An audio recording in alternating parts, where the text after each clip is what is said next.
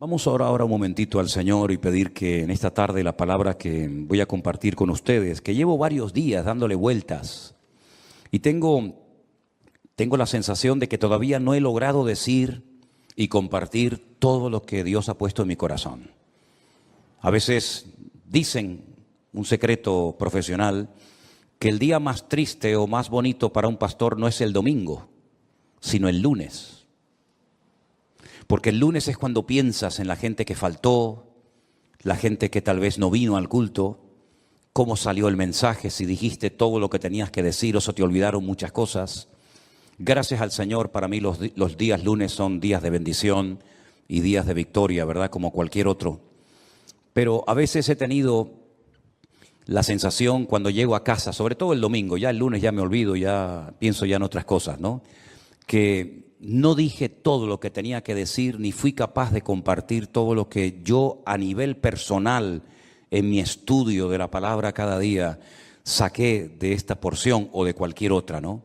Pero vamos a orar juntos, si les parece, hermanos, para pedirle al Señor que en esta tarde, este hermoso salmo del cual voy a estar hablando, toque nuestros corazones y podamos aprender todo lo que tenemos que aprender en el día de hoy. ¿Les parece, hermanos? Vamos a orar. Señor, muchas gracias, Padre, porque cada vez que abrimos tu palabra, nuestro corazón se llena de gozo y de expectativa por lo que tú nos enseñarás, por lo que tú nos hablarás a través de ella. Te pido, Señor, que el estudio, la exposición de este hermoso salmo sea de bendición para todos los que vamos a oírlo y podamos aprender e interiorizar todo lo aprendido en el día de hoy.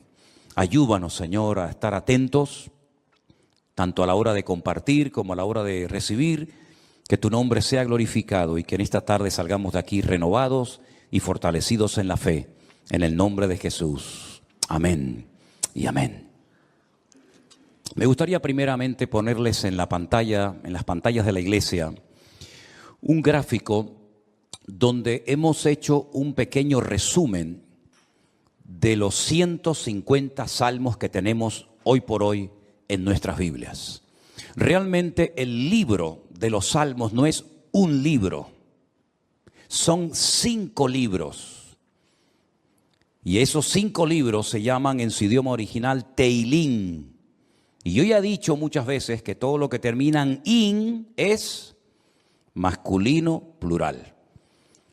Teilín significa alabanzas. Teilá es alabanza, Teilín es alabanzas. Este es el libro de alabanzas, el himnario, el libro de canciones del pueblo de Israel, que hasta el día de hoy se siguen cantando muchos de estos salmos.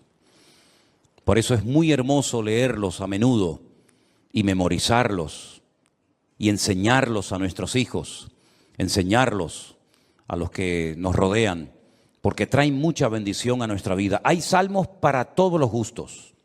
Hay salmos 100% mesiánicos, es decir, salmos que apuntan a la vida del Señor Jesucristo. Por ejemplo, un salmo que describe los sufrimientos de Cristo en la cruz, el 22. Hay salmos que son oraciones, por ejemplo el 90, el Salmo 90, que por cierto mi suegra Esperanza se lo sabe de memoria, con la edad que tiene, es una oración que hizo Moisés.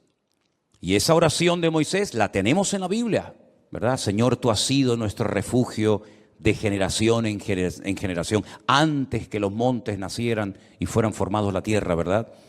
Ese es el Salmo 90. Tenemos el más extenso, el capítulo más extenso de la Biblia, el 119, el que todos ustedes ya saben de memoria, ¿verdad? El más pequeñito, el 117, que es la letra de una antigua canción que cuando yo me convertí se cantaba mucho esa alabanza, pero ya como que se ha olvidado. Alabad al Señor, naciones todas, pueblos todos, alabadle, bendecid su nombre, ¿verdad? Tenemos el famoso Salmo 133, Inema tobu manaín shebedahim gam yahad. Mirad cuán bueno y cuán delicioso es habitar los hermanos juntos en armonía. Tenemos salmos proféticos, salmos que son quejidos, lamentos, ¿verdad? Tenemos la oración de los ancianos, la petición, el salmo de los ancianos, el salmo de las personas que ya han pasado a otra etapa de la vida. Es un salmo precioso también. Pero todos esos salmos se fueron recopilando a lo largo de la historia en diferentes periodos. Y ahí les he puesto un gráfico en las pantallas de la iglesia para que ustedes vean el proceso que experimentaron los salmos hasta poder recopilar los 150 y tenerlos en nuestras Biblias. Por ejemplo, los primeros 41 salmos, del 1 al 41, se recopilaron. No significa que se escribieron, pero que se recopilaron en la época del rey David. Porque hay algunos de esos salmos que son antes de la época del rey David. Por ejemplo, el que le cité a continuación, el 90, que es de la época de Moisés.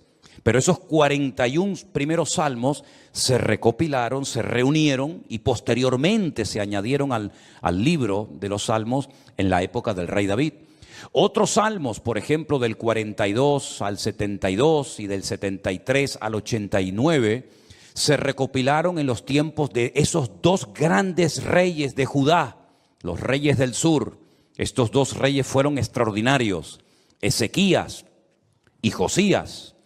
Ezequías fue aquel rey que decidió meter el agua por debajo de Jerusalén para que si fuera sitiada, si los enemigos atacaban Jerusalén, no les cortaran el suministro de agua y se murieran de sed, esperando fuera los enemigos que Israel se rindiera. Todavía ese túnel subterráneo, esos túneles, mejor dicho, porque son varios, que llevan el agua por debajo de Jerusalén, todavía hoy en día se pueden visitar. Son los túneles que conectan la antigua ciudad de Jerusalén con el famoso estanque de Siloé. Y uno de ellos todavía recoge agua de lluvia y se puede pasar por él, incluso mojándose, el otro no.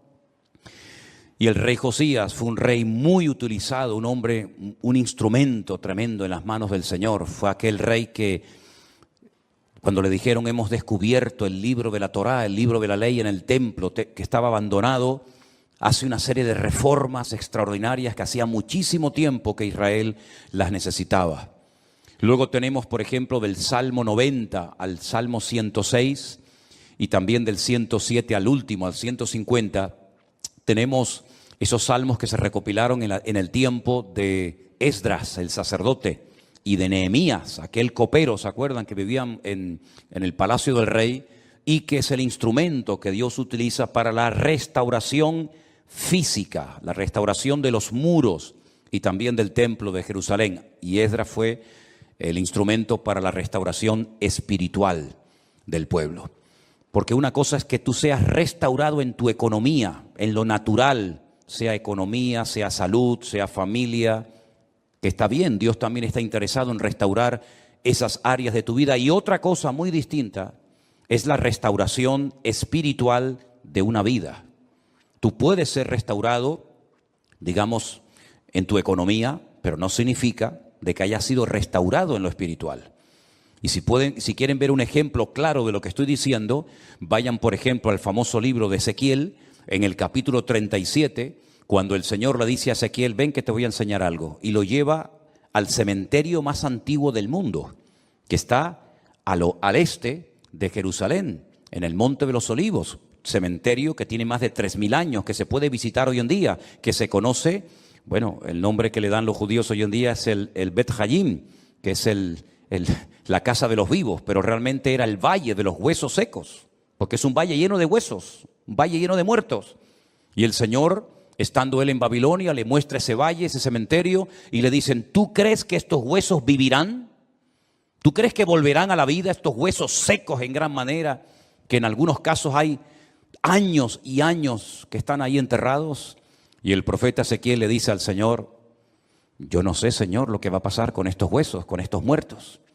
Y el Señor le dice, predícales, profetízales a los huesos. Y dice que mientras les predicaba, comenzaron a levantarse esos huesos y se formaron cuerpos humanos, seres humanos, con piel, con tendones, con miembros, con cuerpos. Pero dice que eran como muertos vivientes, les faltaba el espíritu. No se movían, estaban ahí quietos como zombies.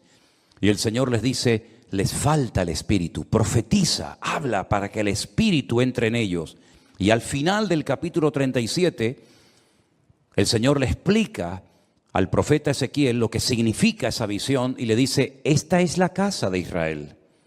Estos son los hijos de Israel, que van a experimentar un resurgir como pueblo, como nación, una restauración nacional, que en los tiempos de Ezequiel, era impensable, pero que nosotros sabemos que se ha producido en el siglo XX, en mayo de 1948, los huesos secos, esparcidos por todas las naciones de la tierra, se levantaron en un solo día como pueblo, y ahí están, con su himno, con su bandera, con su tierra, con su capital.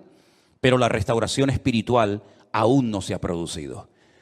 Todavía falta la restauración más importante del pueblo de Israel, y es la restauración espiritual que se va a producir cuando ellos reconozcan a Yeshua HaMashiach como el verdadero Mesías, Mesías que traspasaron, Mesías que rechazaron, pero que verán algún día que era el verdadero Mesías. En los Salmos encontramos mucha información acerca de la restauración nacional y espiritual del pueblo de Israel. Encontramos que dicha restauración se llevaría a cabo a través de la obra de Cristo, del Hijo de Dios humanado y encarnado, que habitaría entre los seres humanos como un ser humano más. En los Salmos también encontramos al principio mucha información acerca del tipo de salmo que vamos a leer. Por ejemplo, hay salmos que en la parte de arriba pone Mictán. ¿Lo habéis visto alguna vez? Mictán. Y uno dice, ¿y eso qué significa? Mictán es una enseñanza profunda. Un salmo que ponga arriba como título Mictán es una enseñanza a tener en cuenta. Es una sabiduría expuesta por escrito para que el que la lea, el que la reciba, el que la cante, sepa que está cantando verdades muy profundas que nacen del corazón de Dios. Hay salmos que, por ejemplo, pone Salmo de Segilot, y significa que es un salmo que se tenía que tocar con instrumentos de cuerda, porque no todos los salmos se tocaban con instrumentos de cuerda, había otros que eran de percusión y otros de viento. Hay salmos que pone, por ejemplo, Shir LaMa'alot, salmo cántico de las subidas, que eran los salmos que cantaban los peregrinos cuando subían a Jerusalén 3 veces al año a celebrar la fiesta de la Pascua, la fiesta de los tabernáculos, que era la última, y en medio la fiesta de Pentecostés o la fiesta de Shavuot, las semanas. Y también algunos creen que había escalones en el templo de Jerusalén donde se ponía el coro, y esos salmos de las subidas desde allí los cantaban. Pero en este salmo, si ustedes lo pudieran ver en hebreo, al principio pone Mitzmor, y la palabra Mitzmor significa que es un salmo que hay que cantarlo. Nosotros como cristianos no tenemos esa costumbre, lamentablemente, porque el salmo nos indica que este salmo habría que cantarlo desde el versículo 1 hasta el último versículo, hasta el versículo 5. Nosotros lo hemos leído, pero realmente es un salmo que, según las instrucciones que Dios nos da, tendríamos que haberlo cantado. Y es la mejor manera de aprender capítulos enteros de memoria de la Biblia, poniéndole música. Y es la mejor forma de aprender, ya digo, capítulos y capítulos enteros de la Biblia. Ahora, el Salmo 127, que es el que se leía en esta tarde, si ustedes buscan su Biblia, empieza diciendo que si el Señor, el Eterno, Jehová, como dice la versión Reina Valera, no edifica la casa, en vano trabajan los que la edifican. Tenemos que explicar brevemente a qué se está refiriendo el autor de este salmo, que pudo ser David, que le escribió un salmo, una enseñanza a su hijo Salomón, o como opinan otras personas, pudo ser un salmo que lo escribió Salomón con una enseñanza que heredó de su padre, el rey David. Sea como sea, la declaración que hace el versículo 1 es muy interesante. Si Dios, el Eterno, nuestro Creador, no edifica la casa, en vano trabajan los que la están edificando. El sueño de David, que nunca lo vio cumplido, era construir un templo para su Dios.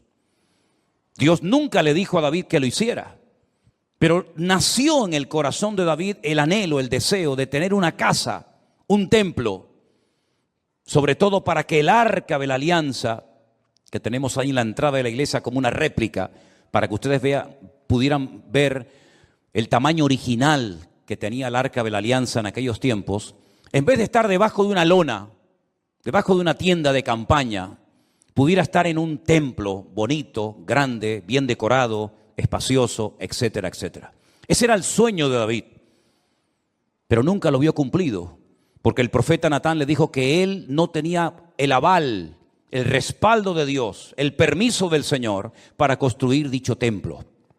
Ese templo solamente podía ser levantado en un lugar, no podía ser levantado en cualquier parte, sino encima de lo alto de un monte llamado el monte Moriah. Es una palabra compuesta, el lugar donde Dios me enseña. Moriah viene de maestro, moré, morá, morín, morot, y ya es el diminutivo del nombre de Dios. El monte donde Dios es mi maestro, el monte donde Dios me enseña y me instruye, ¿verdad? En ese monte vivía un señor llamado Arauna, que era un jebuseo, los antiguos habitantes de Jerusalén. Y allí sube el rey David. Y entonces dice la Biblia que allí ofrece un sacrificio, cuando había muerte por todas partes, por un pecado que, como bien saben ustedes, el rey David había cometido. Allí él presenta un sacrificio en el mismo monte y en el mismo lugar donde tiempo atrás el famoso patriarca Abraham, el amigo de Dios, había subido con su hijo Isaac para sacrificarlo sobre un altar, pero el Señor lo detuvo y le dijo: no lo hagas. Todavía ese altar, esa roca enorme que es tan grande como esta plataforma o más, todavía está allí. Y los judíos consideran que desde allí fue donde Dios creó el mundo, el ombligo, el centro geográfico de la tierra bíblica. Pues en ese lugar Salomón, su hijo, iba a construir el primer templo de la historia para Dios. Ellos tenían que partir de la base de que el Dios de ellos era tan grande, tan inmenso, que era imposible meterlo dentro de un templo. Es totalmente imposible meter a Dios, limitar a Dios dentro de un cubículo, dentro de un edificio, porque ya el Señor le había dicho a David que el cielo es su trono y la tierra es el estrado de sus pies. ¿Qué templo me van a hacer ustedes para mí? Los romanos se reían de los judíos cuando llegaron a Israel y decían: ustedes están locos, porque ustedes tienen un templo enorme, precioso, pero vacío. ¿Dónde están vuestros dioses? ¿Dónde están vuestras divinidades? Los griegos, los romanos y todas las culturas habidas y por haber levantaban templos, pero luego los llenaban de ídolos. Apolos, Afrodita, ¿verdad? Cibeles, Ares y tantos dioses. Pero los judíos nunca pusieron una figura de Dios, porque al Señor tu Dios adorarás y a Él solo servirás. Y en los famosos 10 mandamientos, el Señor prohibía la fabricación de imágenes de talla. Por lo tanto, era un templo vacío, pero en lo más recóndito, en lo más oculto del templo, estaba un lugar que nosotros lo llamamos el lugar santísimo, donde estaba el Arca de la Alianza. Y Salomón iba a poder construir ese templo con la ayuda de miles y miles de personas. Y podía estar tranquilo de que nadie le iba a atacar, porque su padre había estado durante años sometiendo a todas las naciones vecinas para que su hijo, en tiempos de paz y de prosperidad, pudiera construir el templo de Jerusalén. Lo tenía todo. El padre le dio los planos. El padre le escribió 77 letras de canciones que las tenemos en la Biblia, los famosos salmos de David, para que pudieran cantar.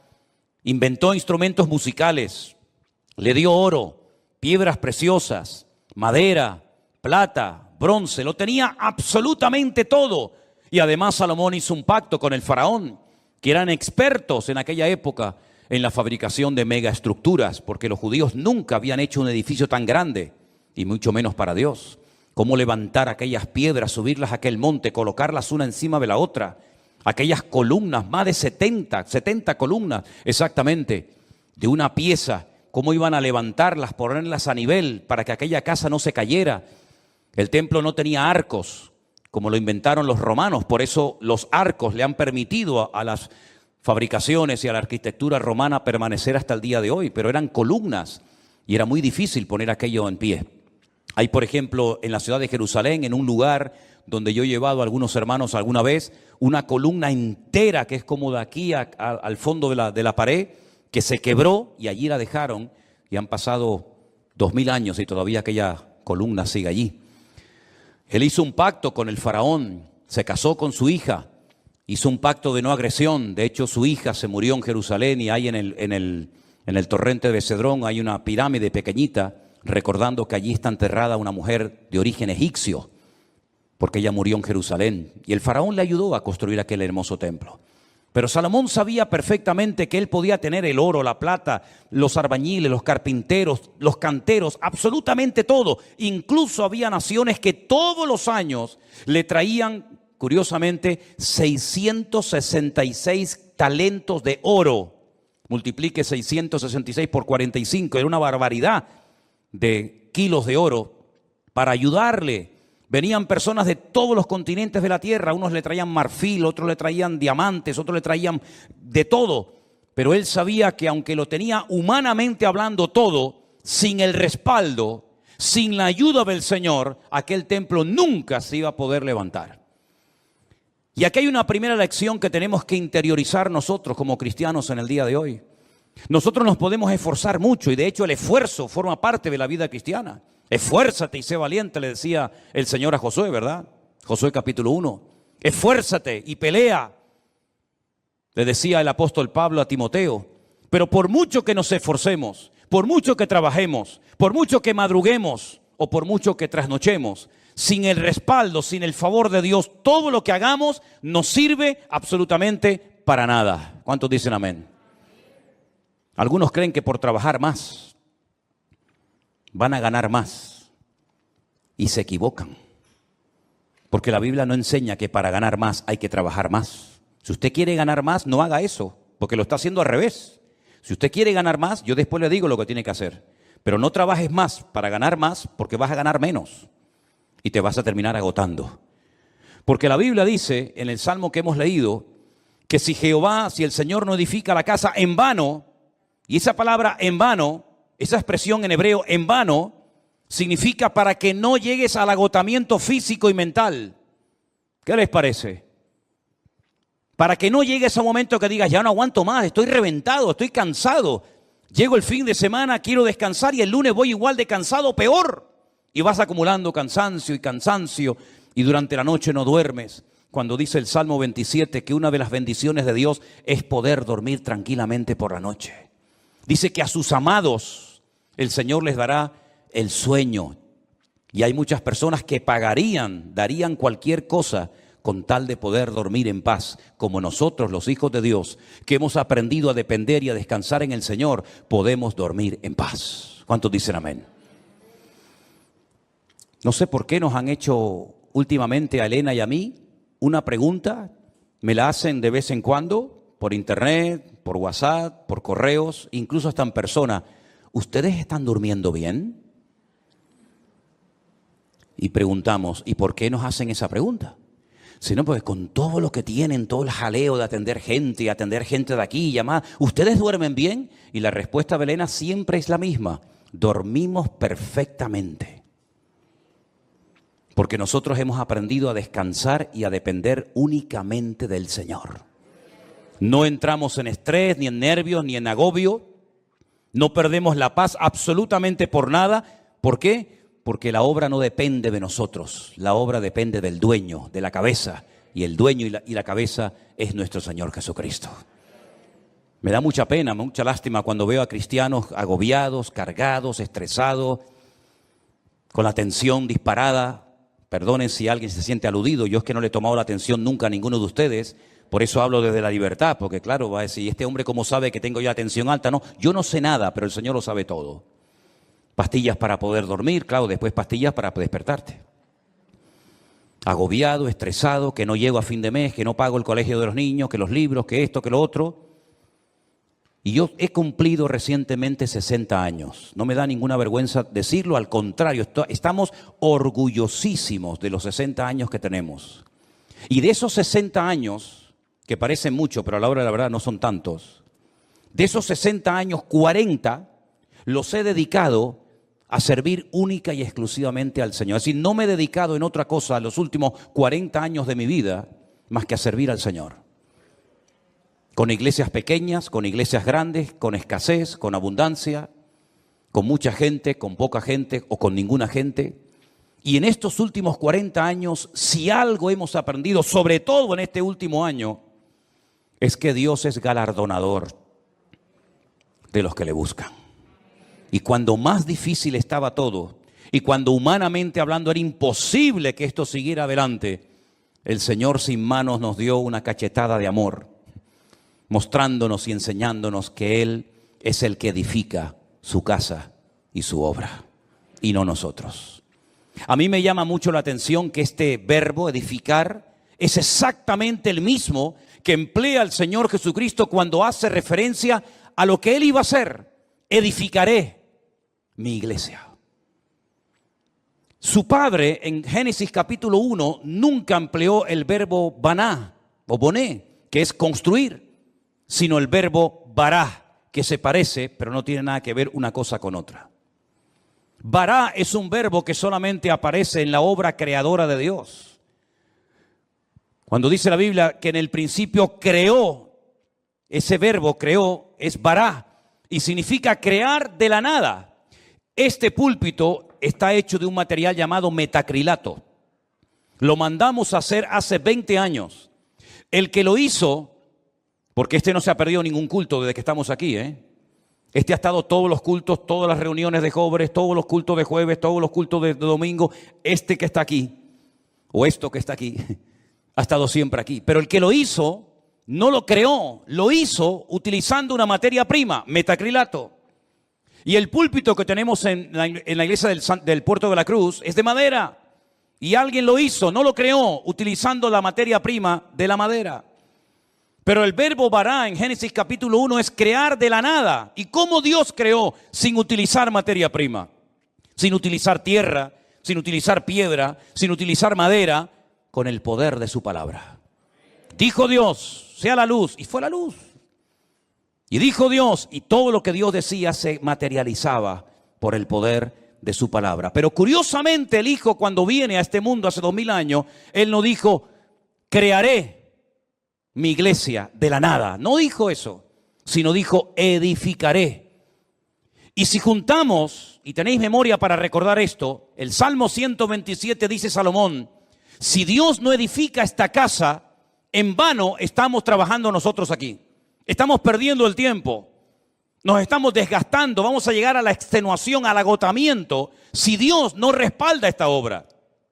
Porque Él sabía que esa obra no dependía de sus obreros, de su sabiduría, que era mucha y la tenía, de su dinero, que era mucho y lo tenía. Él sabía que aquella casa no era una casa particular, no era una sinagoga, no era un colegio, era la casa de Dios. Y la casa de Dios solamente se podía utilizar esa palabra, esa expresión para hacer referencia al templo. Yo sé que hay gente que dice, hermanos, bienvenidos a la casa de Dios. Está mal dicho eso, porque esto no es la casa de Dios. Esto es un local donde se reúne la iglesia, pero esto no es la casa de Dios. Dios no vive aquí. Si esto fuera la casa de Dios, yo no me voy de aquí ni a palos. ¿Cómo me voy a ir de aquí si mi Dios vive aquí? ¿A dónde me voy a ir? Nos tendríamos que venir a vivir aquí. Pero esta no es la casa de Dios. Pero en aquellos tiempos, cuando Salomón dice, si Jehová no edificare la casa, ¿a qué casa se refería? A la casa de Dios. Él sabía que esa casa no iba a poderse terminar si no tenía el respaldo de Dios. Por eso el Señor Jesucristo pudo decir, yo edificaré mi iglesia. Porque Él dijo, todo lo que hago y todo lo que digo, lo hago porque mi Padre me da autorización y me apoya para hacer y decir lo que hago. Por eso la iglesia ha permanecido en estos últimos 2000 años con persecuciones, con todo tipo de regímenes políticos, con falsas doctrinas, con divisiones, etcétera, etcétera. ¿Por qué? Porque el que la está fabricando no es el hombre, el que la está construyendo es el Señor Jesucristo. Y nosotros somos piedras vivas en ese edificio, pero la piedra angular, la que soporta todo el peso, es nuestro Señor Jesucristo. La piedra que desecharon los edificadores ha venido a ser la cabeza del ángulo. Bendito sea Dios. Piná, Rosh Piná. Eso es, Rosh Piná. Hay un pueblo en Israel muy bonito que se llama Rosh Piná, que significa la cabeza del ángulo. Pero este salmo, ¿sabes? Te da una calma, te da una paz impresionante, porque no tienes que estar dependiendo de tu esfuerzo personal. sino del respaldo de Dios. Y yo le hacía esta mañana a los hermanos del Puerto de la Cruz 2 preguntas que se las voy a hacer ahora a ustedes. ¿Dios está respaldando lo que estás haciendo? Piensa bien, ¿eh? Todos no vamos a ser pastores, todos no van a ser predicadores, evidentemente. Pero todos y cada uno de ustedes, de nosotros, nos dedicaremos en la vida a algo. Pero mi pregunta es, ¿a eso a lo que hoy por hoy te estás dedicando, tú notas en tu vida el favor de Dios, el respaldo de Dios? Si la respuesta es sí, yo siento que en mi profesión, en mi carrera, en mis estudios, en mi trabajo, yo siento y noto que el respaldo, que la bendición de Dios está conmigo. Gloria a Dios, no sabes cuánto me alegro, hermano. Pero si la respuesta es no, entonces ¿por qué lo estás haciendo? Si sabes que Dios no te ha mandado a hacer lo que estás haciendo, ¿cómo te atreves a hacerlo? Porque la segunda pregunta que les iba a hacer es, ¿por qué estás haciendo lo que estás haciendo? ¿Para ganar un sueldo? Es decir, ¿tú sabes que no estás haciendo lo que Dios quiere? Esa no es la voluntad perfecta de Dios para tu vida, pero igualmente lo haces porque a final de mes un señor te pone un sobre con un dinero para poder cubrir tus necesidades. ¿Así es como tú te has montado tu vida cristiana? ¿Te ves haciendo lo que estás haciendo tus próximos 10 años, 20 años de tu vida? ¿Ese es el futuro de tu vida? ¿Dedicarte a lo que estás haciendo? Si es la voluntad de Dios, gloria a Dios, siga adelante.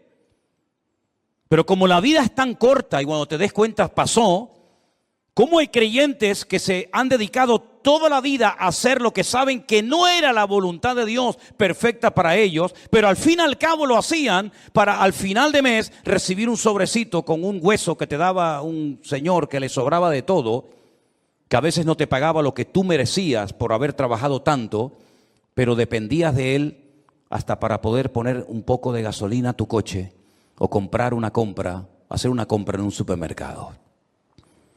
Para eso murió el Hijo de Dios en una cruz, para que viviéramos como la gente del mundo sin marcar una diferencia y sin demostrarle al mundo que Dios nos enseñó a nosotros en su palabra un estilo de vida diferente.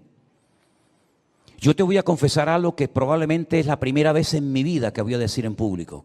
Yo no sé si en algún momento, en alguna iglesia, en alguna predicación, desde los 19 años que estoy sirviendo al Señor, yo he dicho alguna vez esto que voy a decir ahora. Esto sería como dicen en televisión, esto es una primicia. ¿Tú sabes cuál era la preocupación, la gran pregunta que yo tenía en el tercer año de escuela bíblica, de seminario, cuando yo estaba a punto de salir? ¿Sabes cuál era mi pregunta? ¿De qué voy a vivir? Porque yo no quería volver a la casa de mis padres. Porque yo le había dicho a mi padre que el Señor me había llamado. Y cuando él me preguntaba, ¿de qué vas a vivir? No había iglesias por ninguna parte. Hoy en día hay iglesias por todas partes.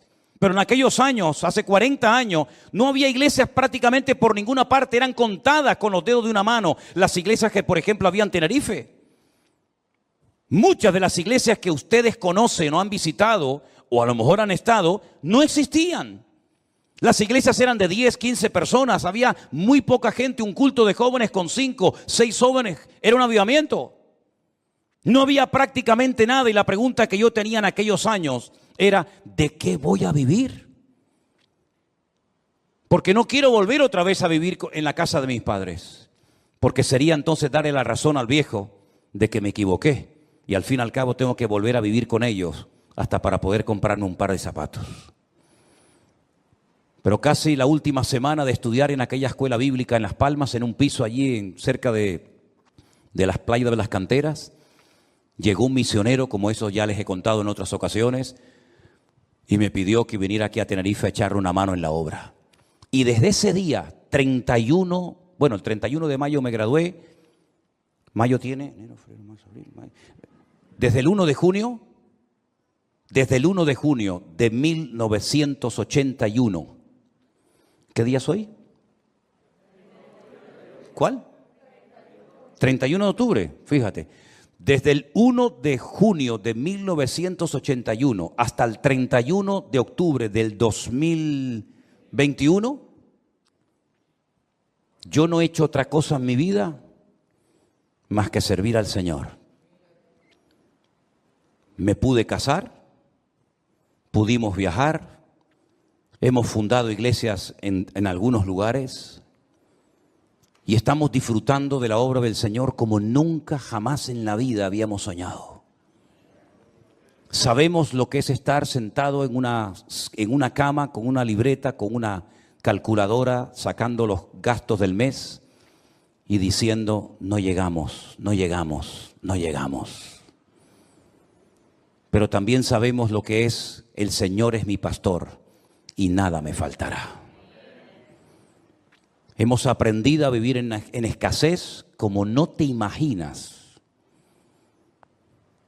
Y hemos aprendido a vivir en abundancia, hemos aprendido a dormir en cualquier lugar, porque el Señor nos ha mostrado de que cuando una persona es capaz de hacer un mínimo gesto por el Señor respalda y bendice la vida de esa persona. Y tengo un temor tremendo en mi corazón por toda la manera como el Señor nos está bendiciendo y abriendo puertas en todas partes. Porque sabemos perfectamente que no es por nuestros méritos, no es por nuestros méritos. Quiero decirles que cuando muchos de ustedes vinieron a esta iglesia, nosotros ya hacía años que estábamos aquí. Hacía años que estábamos en este lugar. Y el Señor ha ido edificando poco a poco su obra. Y hoy en día podemos hablar para la gloria del Señor de miles y miles de personas que en todas partes del mundo, muchos de ellos han conocido al Señor Jesucristo como su Señor y Salvador personal en este último tiempo. Anoche tenía una reunión por Zoom con todos los hombres de la iglesia virtual del grupo número 2, gente con más de 80 años. Dándole gracias al Señor porque en la recta final de su vida, como ellos mismos decían, han conocido el Evangelio del Señor Jesucristo y tienen un hambre por conocer más y más de la palabra que a mí realmente me deja sorprendido todo lo que el Señor está haciendo. Yo quiero decirles a todos y a cada uno de ustedes que yo también tuve tu edad y estuvimos dispuestos cuando éramos jóvenes, recién casados con 21 años, a pagar un precio. Y nos llamaron locos. Los pastores nos reunían de vez en cuando y nos decían, estáis locos. ¿Cómo sois capaces de ir con una niña pequeña como era Priscila en aquellos años a un país tan lejos, sin conocer prácticamente a nadie, a vivir por fe? Pero cuando el Señor edifica su obra y cuando el Señor respalda su obra, no hay impedimento que pueda frenar la vida de un hijo y de una hija de Dios. Y yo quiero desafiarte a que tú pierdas el miedo, porque si de algo a mí me ha servido el Salmo 127 es a perder el miedo. Si Anderson, que está conectado al liderazgo y a los coordinadores de la iglesia virtual número 1, les hablara acerca de lo que cuesta, del presupuesto enorme que cuesta el hacer todas las actividades, nos quedaríamos con la boca abierta. Pero el Señor ha suplido de una forma increíble, porque el Señor es galardonador de los que le buscan y cuando Él edifica la casa, no hay nada ni nadie que la pueda detener. Fíjate que en el Salmo 121, si te das cuenta, habla de la casa de Dios, es decir, lo principal, la obra de Dios, nada ni nadie la va a detener. Pero en segundo lugar, habla de la ciudad. Si Jehová no guardare la ciudad, en vano vela la guardia. Este versículo, cada vez que me tocaba a mí guardia en el ejército y te daban todas las balas y la metralleta y el armamento para estar de guardia, yo siempre lo decía en alta voz: si el Señor no guardare la ciudad, en vano vela la guardia. Porque todo lo que hagamos, todo tu esfuerzo personal, y que conste, quiero dejar bien claro, por favor, hermano, que el Salmo 127 no es un salmo que apoya al perezoso, al vago, al negligente. No, al contrario. El esfuerzo forma parte de una vida cristiana normal. Pero todo nuestro esfuerzo, nuestro sudor, nuestro trabajo no sirve de nada si el Señor no respalda lo que estamos haciendo para Él? Absolutamente de nada. Luego es un golpe al ego del hombre, porque la gloria no me la llevo yo. Yo he sido el que he edificado, como decía Salomón, Nabucodonosor, ¿se acuerdan? Yo fui el que levanté la gran Babilonia. Y al final tuvo 7 años viviendo en un monte como un animal, para que el Señor pudiera arrancar de su corazón la arrogancia y el orgullo. Porque una persona arrogante, acomplejada u orgullosa no es digna de estar sirviendo al Señor. Una persona con orgullo, una persona que se le sube a la cabeza lo que tiene, lo que es o lo que hace, es una persona que no está capacitada para estar al frente de una obra. Por eso a mí me da alegría ver al hombre más sabio de la tierra, a uno de los hombres más ricos del mundo, como era Salomón, que cuando la reina de Saba vino y lo visitó, le dijo: lo que me contaron no es ni el 1% de lo que ven mis ojos. Que él reconozca que el éxito de aquella obra no estaba en él, sino estaba en su Dios. Y nosotros tenemos que aprender hoy más que nunca, que tenemos que aprender a depender de Dios. Y eso hay que enseñárselo a nuestros hijos y hay que enseñárselo a los jóvenes de la iglesia, para que nos demos cuenta de que en estos tiempos donde la economía está en crisis y donde el mundo irá, según la Biblia, de mal en peor, nosotros estemos preparados y sepamos adaptarnos a las circunstancias y no perder la paz ni el equilibrio, porque el Señor es nuestro Dios y estará con nosotros todos los días hasta el fin del mundo. Madrugar y trasnochar sin el respaldo de Dios no sirve absolutamente para nada. El Salmo 127 es un salmo donde el Señor nos muestra que cuando dependemos de Él podemos estar tranquilos. Y mire lo que dice: por demás es que os levantéis de madrugada y vayáis tarde a reposar, por demás. Y que comáis pan de dolores, pues que a su amado dará Dios el sueño. Y ahora yo te pregunto a ti, ¿y ustedes cómo duermen? ¿Dormiste bien anoche? ¿O estabas dando vueltas y vueltas y vueltas en tu cama sin poder conciliar el sueño? Una de las señales de que nuestra alma está alineada con Dios es que nuestro cuerpo y nuestra mente puede descansar tranquilamente durante la noche. Una mente atormentada sin la paz de Cristo, sin tener esa comunión con el Señor, es imposible que tu cerebro pueda descansar durante la noche y dormir tranquilo, sabiendo en quién has confiado. Fíjate lo inútil que es rodearse de cosas o de personas para que te protejan y para que te ayuden, cuando no está el Señor controlando tu vida, tu economía, tu matrimonio, tu ministerio, tu iglesia, etcétera, etcétera. Por mucha gente que te rodee, por muchos amigos que tengas, por mucha economía que tengas, no sirve absolutamente de nada. Y te voy a poner un ejemplo tremendamente gráfico para que veas lo inútil que es rodearse de personas creyendo y confiando en ellos en vez de confiar y descansar en las promesas del Señor. ¿Os acordáis de Saúl? ¿Sabéis quién era Saúl? Sí, ¿verdad? El primer rey de Israel. Estaba obsesionado con matar al rey David o con el joven David. El rey en aquella época dormía en el centro del campamento. Se hacían círculos concéntricos de soldados alrededor del rey, de tal manera que si saltabas uno de esos círculos de protección, automáticamente en el segundo caías. Es como en las cárceles. ¿Veis que hay como un muro alambrado que si logras saltarlo, te encuentras a continuación otro y te quedas entre muro y muro, ¿verdad? En muchos bancos en la península, aquí en Canarias no se ve, pero en muchos bancos en la península tocas un timbre, te abren una puerta, entras, se cierra detrás de ti y la otra no se abre hasta que se cierre la anterior, para que así te quedes entre una y otra. El rey Saúl dormía rodeado de centenares de soldados y de su guardia personal en el centro del campamento. David una noche bajó de las montañas y atravesó el primer círculo, el segundo, el tercero y hasta el mismo lugar donde estaba el rey Saúl dormido. Cogió la lanza del rey Saúl, subió a lo alto de una montaña y cuando estaba lejos, comenzó a gritar: Abner, Abner, ¿qué haces?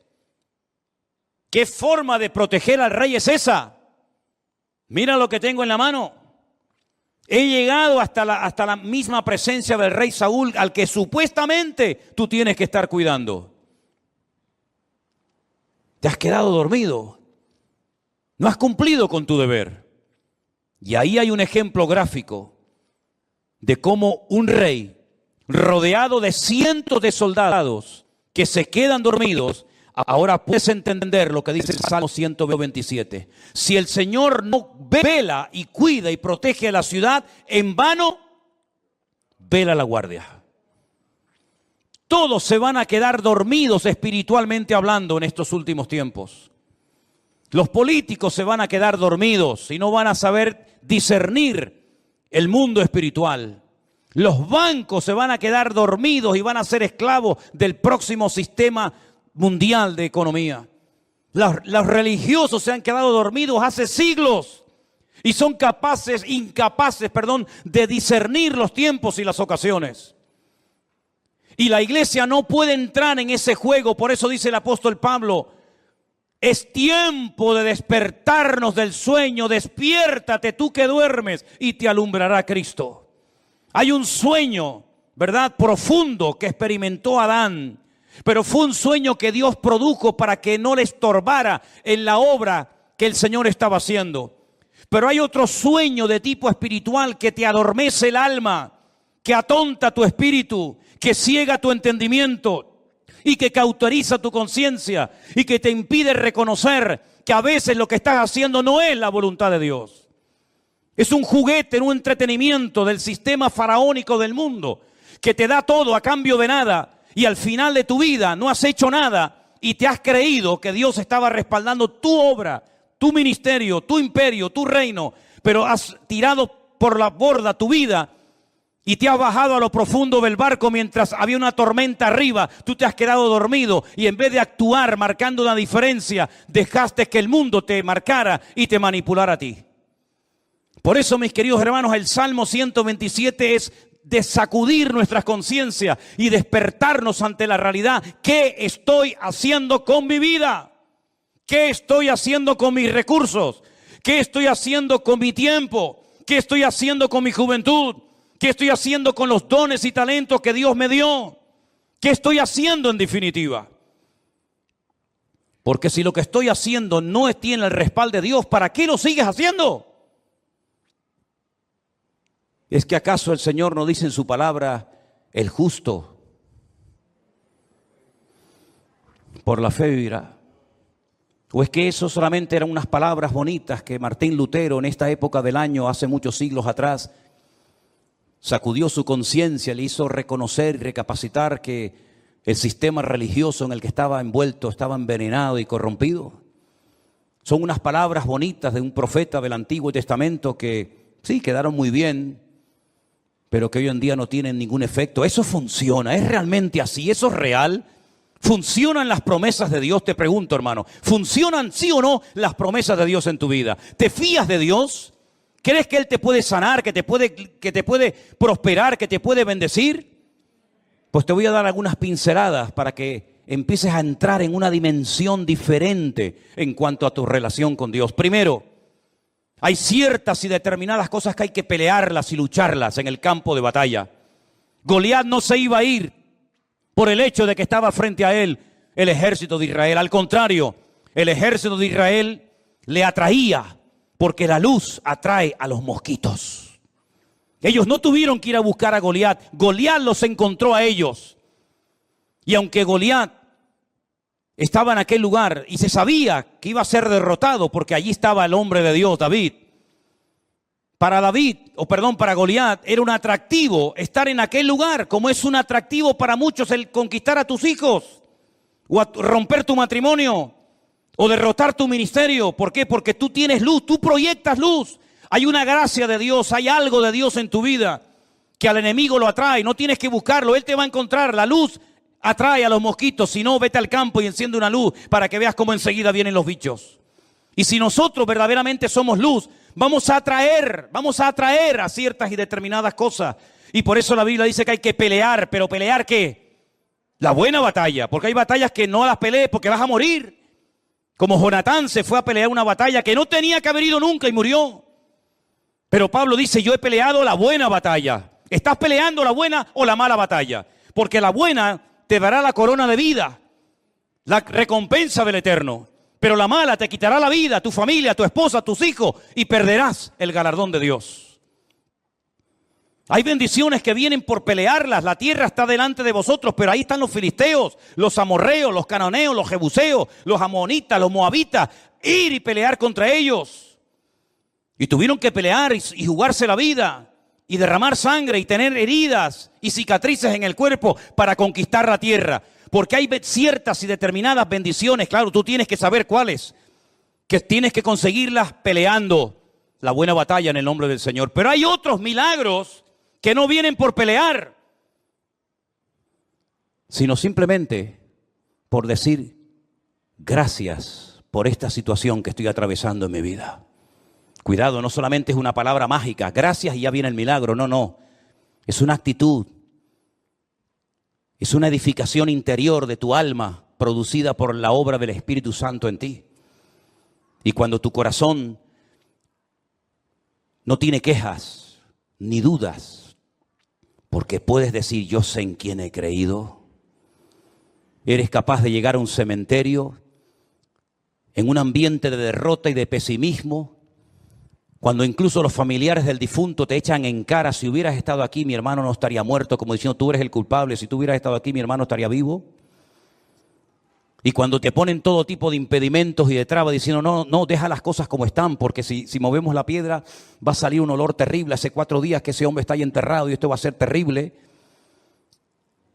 Cuando tú tienes un corazón moldeado por la mano del eterno Dios, tú eres capaz de, ante la muerte, decir, Padre, yo te doy gracias porque sé que tú siempre me oyes. Y se produjo un milagro sin ayuno, sin oración, sin reprender demonios, sin gritos, sin show ni espectáculos, sino simplemente con una expresión de gratitud y de dependencia del Padre. Yo sé que tú siempre me oyes. Lázaro, sal fuera. Y se produjo un milagro tremendo. Uno de los milagros más espectaculares de Cristo, simplemente por expresar gratitud en medio de la muerte y del dolor. Y el segundo gran milagro de Cristo, un milagro que consistió en multiplicar cosas. En este caso no fue transformar elementos como agua o vino, sino crear cosas, multiplicar panes y peces de una forma incontable, en pleno desierto, donde no había recursos materiales para poder cubrir la necesidad de tantas miles y miles de personas. Cuando sus propios discípulos, y tendrás esta experiencia en tu vida, te lo aseguro, hermanos que te llegarán y te van a decir, pero con ese sueldo, ¿a dónde vas? Y con ese cochecito, ¿qué haces? Y con esa motito, ¿qué haces? Y tus propios hermanos te tratarán de limitarte lo que tienes, como diciendo, pero lo que tienes no vale para nada. Cuando incluso uno se le acercó al Señor y le dijo, ni 300 denarios que tuviéramos, que no los tenemos, por cierto, pero si los tuviéramos, tampoco servirían para dar de comer a estas multitudes. El Señor toma lo poco y le enseña a los discípulos que en el peor momento de sus vidas, cuando acaban de recibir la orden, el desafío de darles vosotros de comer, aprendan a atender a la gente. Pero si no tenemos ni para nosotros. Sí, pero es que hay un principio. Cuando te descentralizas de ti mismo y te centras en Dios y en los demás, el aceite nunca faltará. Nunca faltará. Así que dadles vosotros de comer y yo os voy a enseñar cómo se les da a la gente hambrienta de comer. ¿Qué hay por ahí? Unos cuantos panes y peces, los cogió, los bendijo y dio gracias. Y dando gracias, comenzó a partirlo y le dijo, comenzar a repartir, comenzar a repartir, comenzar a repartir, y hasta llegaron a sobrar cestas enormes llenas de pedazos de la comida que el Señor había multiplicado.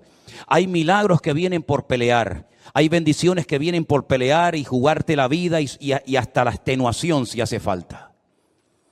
Pero hay otros milagros que vienen cuando te relajas y dices, ya no puedo más, pero te voy a dar gracias por mi hijo, por mi enfermedad, por mi escasez, te voy a comenzar a dar gracias y voy a comenzar a gozarme en lo que no entiendo. Y voy a transmitir ánimo, aliento y gratitud a mi familia y a mi gente que me rodea.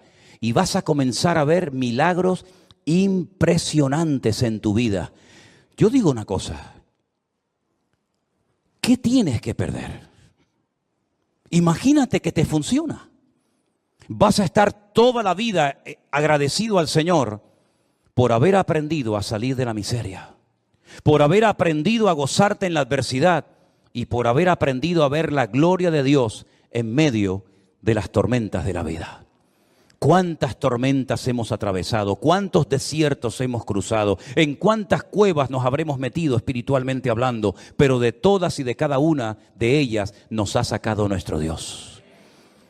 Y la situación en la que te encuentras ahora mismo, repito, la situación en la que te encuentras ahora mismo, y yo no me estoy dirigiendo a nadie, y lo quiero dejar bien claro, porque yo no necesito un micrófono para hablarte a ti, o a ti, o a ti hermanita, o a ti hermano. Yo no necesito jamás.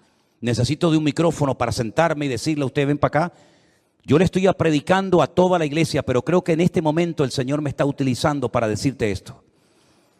La situación en la que te encuentras ahora mismo en tu matrimonio, en tu economía o en cualquier otra área de tu vida, Dios la ha permitido. Porque lo que tienes que aprender no lo vas a aprender riendo ni saltando, sino llorando y sufriendo. Porque lo que se aprende llorando no se olvida nunca. Lo que se aprende en el dolor y en el sufrimiento no se olvida jamás en la vida. Por eso hay dolores que son una bendición. Y por eso el Señor ha permitido que todos y cada uno de nosotros, con sus respectivas circunstancias, hayamos llegado a un punto en nuestra vida, con la edad que tienes, con la familia que tienes, con los hijos que tienes o no tienes, para que aquí le preguntes hoy al Señor, Señor, ¿cuento con tu favor cuando mañana vaya a la calle a buscarme la vida en mi trabajo? Si eso es lo que Dios tiene planeado para ti, adelante, hermano, sal como un león, no como una gallina. Sal como un león, contento, triunfante. Sal de tu Getsemaní con el corazón recién quebrantado y roto. Pero sal de tu Getsemaní diciendo, el Señor está conmigo como poderoso gigante.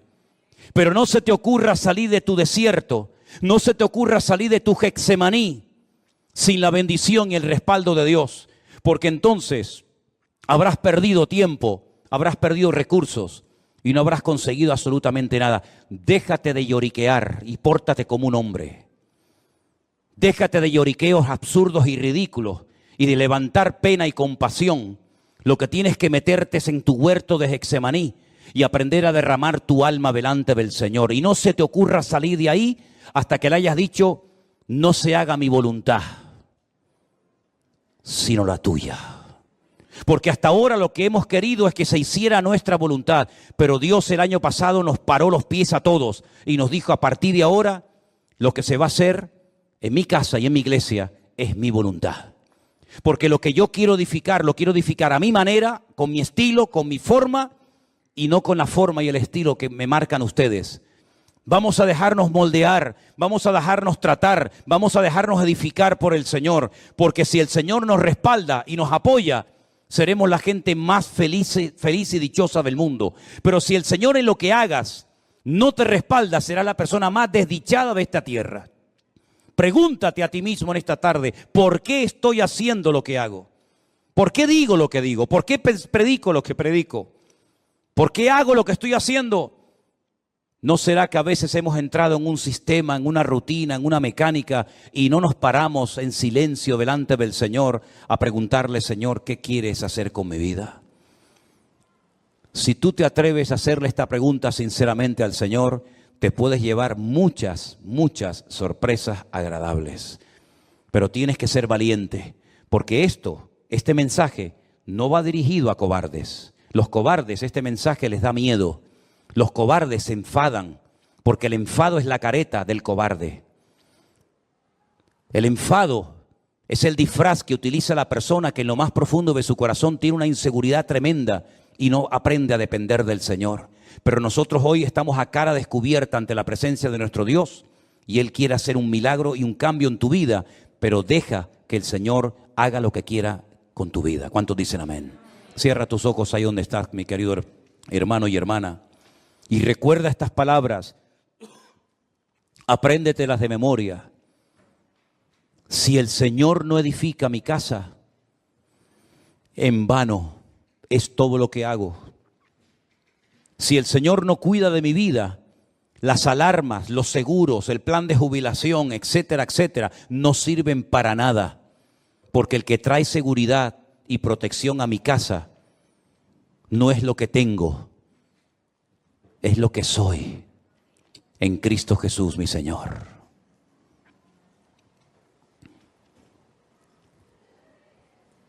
En esta tarde, Señor, hemos escuchado tu palabra atentamente y hemos reflexionado acerca de nuestra vida, de nuestra existencia. Y queremos pedirte en esta tarde, Señor, ayúdanos a depender 100% de ti, Señor. No confiamos ni creemos en nuestra experiencia, ni en nuestra fe, ni en nada, sino solamente en ti. Y por eso yo te ruego, Señor, que en esta tarde este salmo sea una base, un fundamento sobre la cual comencemos a trabajar y a edificar nuestra vida de hoy en adelante. Señor, edifica tu iglesia como tú quieras. Guarda tu iglesia como tú solamente lo sabes hacer. Y cuida de la vida de nuestros hijos, porque son las flechas, son las saetas que tú nos has dado para demostrarle al mundo que nuestra fe no muere con nosotros, sino que se la hemos traspasado también a nuestros hijos, a nuestra descendencia, para que tu nombre sea conocido en todas las naciones de la tierra. Guárdanos, Señor, en esta semana. Úsanos.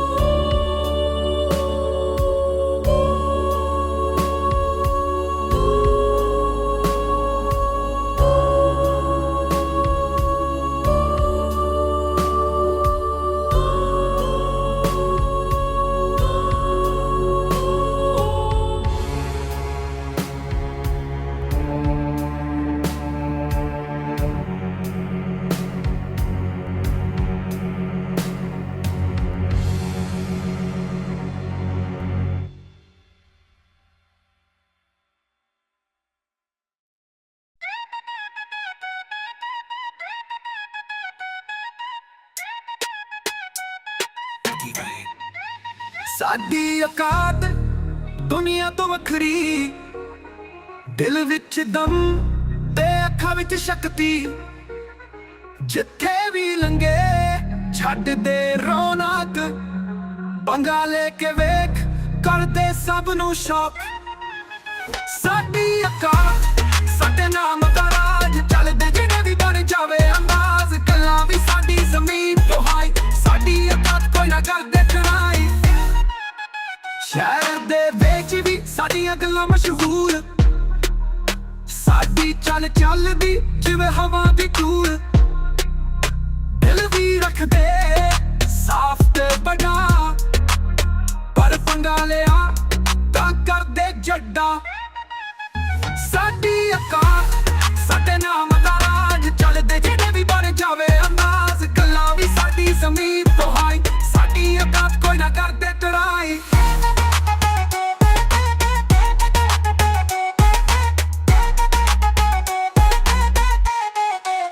ਉਹ ਅਸਲੀ ਯਾਰੀ ਤੇ ਸਵੈਗ ਨਾਲ ਭਰਪੂਰ, ਦੁਨੀਆ ਦੀਆਂ ਗੱਲਾਂ ਸਾਨੂੰ ਲੱਗਦੀਆਂ ਜ਼ਰੂਰ। ਜਿੱਥੋਂ ਵੀ ਗੁਜ਼ਰੀਏ ਬਣ ਜਾਵੇ ਬਾਤ, ਸਾਡੀ ਔਕਾਤ ਦੁਨੀਆ ਵੀ ਕਰਦੇ ਸਲਾਮ। ਸਾਡੀ ਔਕਾਤ ਜਿਵੇਂ ਸੂਰਜ ਦੀ ਰੋਸ਼ਨੀ, ਦਿਲ ਵਿੱਚ ਜਜ਼ਬਾਤ ਤੇ ਦੁਨੀਆ ਦੀ ਖੁਸ਼ੀ। ਗੱਲਾਂ ਵੀ ਬਣੀਆਂ ਤੇ ਸਟਾਈਲ ਵੀ ਅਲੱਗ, ਸਾਡੀ ਔਕਾਤ ਦੁਨੀਆ ਵੀ ਕਰਦੇ ਨਜ਼ਦੀਕ।